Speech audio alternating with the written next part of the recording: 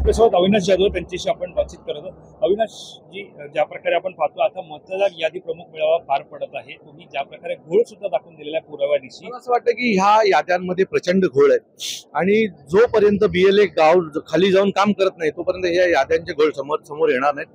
आदरणीय साहेबांनी आम्हाला आता याद्या दिलेल्या आहेत, आम्हाला BLA नेमून दिलेले आहेत, आता कसं काम करायचं हे एकदा समजून घेतलं, आज मार्गदर्शन मिळालं की आम्ही खाली जाऊन त्याच्यावर उत्तम काम करू आणि याद्यांमधला जो घोळ आहे तो लोकांसमोर आणू। नेमका टास्क काय असणार आहे आता, कारण ज्या प्रकारे दिवाळीनंतर असं आहे की हा अंबरनाथ मतदारसंघातला एक नाव आहे एका महिलेचं, तिचं नाव आहे महाराष्ट्र आणि तिच्या पतीचं नाव पण महाराष्ट्र।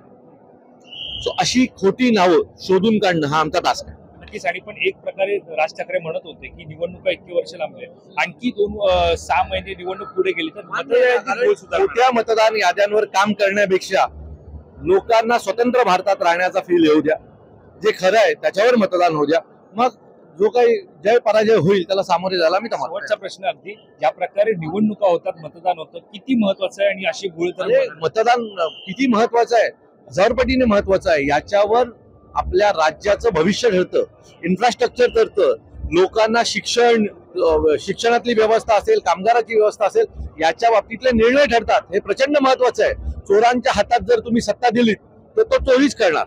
आज आमच्या ठाण्याला भ्रष्टाचाराची राजधानी बोलली जाते कारण चोराच्या हातात सत्ता गेली। या प्रकारे आपण पाहतोय ठाण्याला भ्रष्टाचाराची राजधानी म्हटली जाते आणि चोराच्या हातात सत्ता गेली, अशा प्रकारचा आरोप हा अविनाश जाधव यांनी आपल्याशी बातचीत करतात। कॅमेरा पर्सन अवधेश कोरीसर, मी वैभव पाटील।